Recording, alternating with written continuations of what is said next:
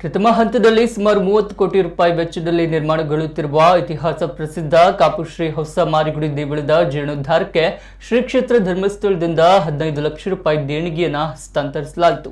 ಕ್ಷೇತ್ರದ ಅಭಿವೃದ್ಧಿ ಸಮಿತಿಯ ಅಧ್ಯಕ್ಷ ಕೆ ವಾಸುದೇವ್ ಶೆಟ್ಟಿ ಅವರು ಶ್ರೀ ಕ್ಷೇತ್ರ ಧರ್ಮಸ್ಥಳ ಗ್ರಾಮಾಭಿವೃದ್ಧಿ ಯೋಜನೆಯ ಉಡುಪಿ ಜಿಲ್ಲಾ ನಿರ್ದೇಶಕ ಡಿ ಶಿವಾನಂದ ಪ್ರಭುರವರಿಗೆ ನಡೆಯುತ್ತಿರುವ ಕಾಮಗಾರಿಯ ಬಗ್ಗೆ ಮತ್ತು ಸಮಗ್ರ ಜೀರ್ಣೋದ್ಧಾರದ ಮಾಹಿತಿ ನೀಡಿದರು. ಈ ಸಂದರ್ಭದಲ್ಲಿ ದೇಗುಲದ ವ್ಯವಸ್ಥಾಪನಾ ಸಮಿತಿಯ ಅಧ್ಯಕ್ಷ ರಮೇಶ್ ಹೆಗಡೆ ಕಲ್ಯ, ಕ್ಷೇತ್ರದ ಪ್ರಧಾನ ಅರ್ಚಕ ವೇದಮೂರ್ತಿ ಶ್ರೀನಿವಾಸ್ ತಂತ್ರಿಕಲ್ಯ, ಶ್ರೀ ಕ್ಷೇತ್ರ ಧರ್ಮಸ್ಥಳ ಗ್ರಾಮಾಭಿವೃದ್ಧಿ ಯೋಜನೆಯ ಕಾಪು ಯೋಜನಾಧಿಕಾರಿ ಶ್ರೀಮತಿ ಜಯಂತಿ ಮತ್ತಿತರರು ಉಪಸ್ಥಿತರಿದ್ದರು.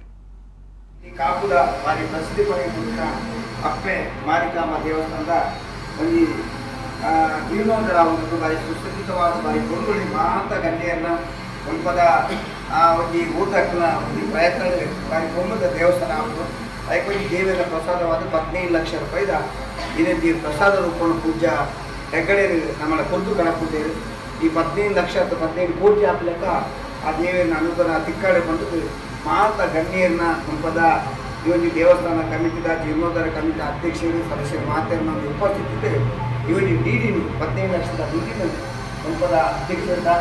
ಗೌರವ ಮಾತ್ರ ಕಮಿಟಿದಾಗಲಿಗೆ ಕೆಲವೊಂದು ಹಸ್ತಾಂತರ ಮಾಡ್ಕೊಂಡು ದೇವರ ಮಾತ್ರ ಊರು ನಮ್ಮ